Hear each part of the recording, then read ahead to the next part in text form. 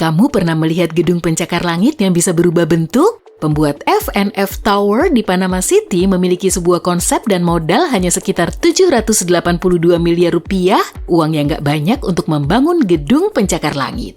Jadi mereka nggak boleh melakukan kesalahan dan berhasil menuntaskan struktur beton dengan 39 lantai atas yang berputar 9 derajat pada porosnya pada upaya pertama tanpa menghabiskan waktu maupun material tambahan.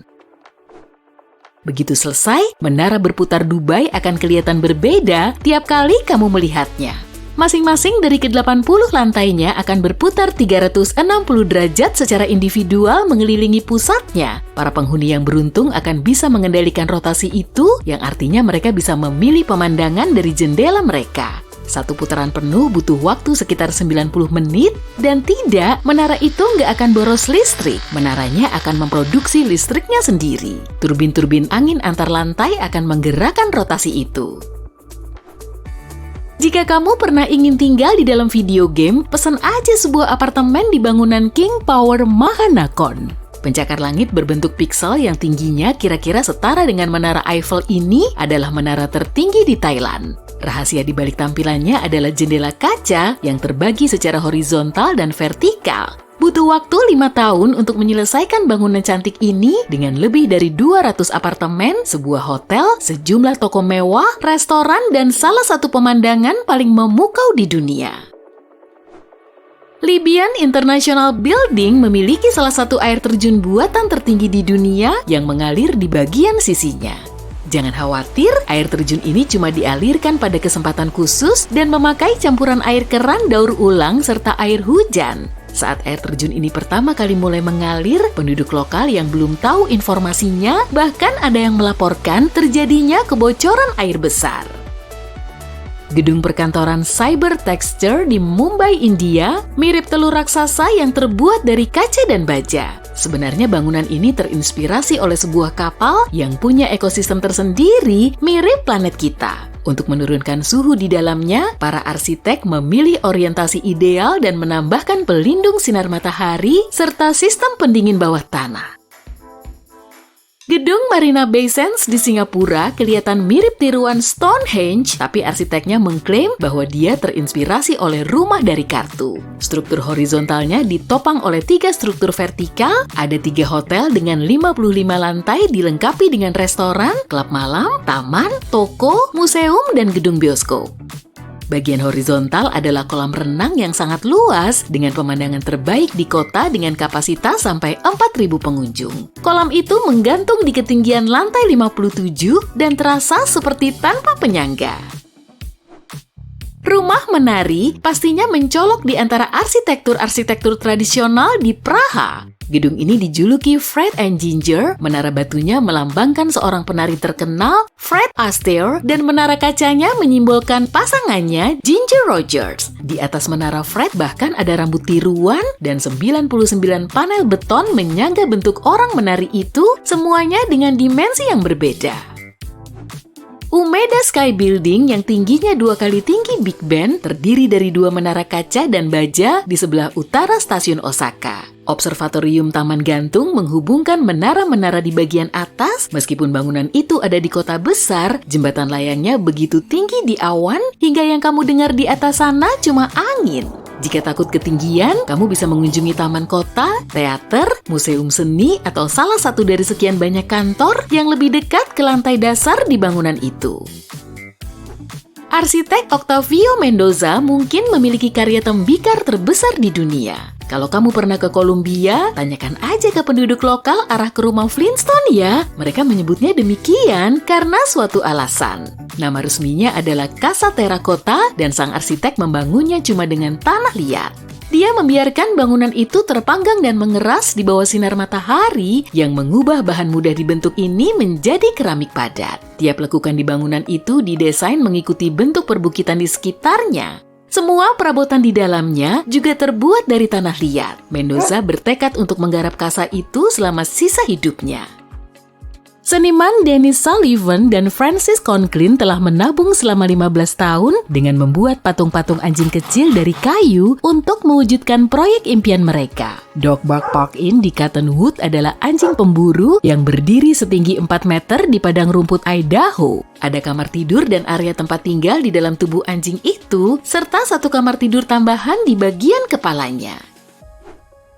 Kamu pernah penasaran seperti apa rasanya berada di dalam karpet besar? Aku juga enggak, tapi mengunjungi Museum Karpet Nasional Azerbaijan pasti seru. Museum tersebut menunjukkan sejarah kerajinan lokal penting ini dalam semua detailnya. Arsitek Azerbaijan, Franz Jans, mendesain konstruksi ini dan butuh waktu 6 tahun untuk menuntaskannya. Basket building di Ohio persis kayak keranjang belanja, kecuali ukurannya yang 160 kali lebih besar.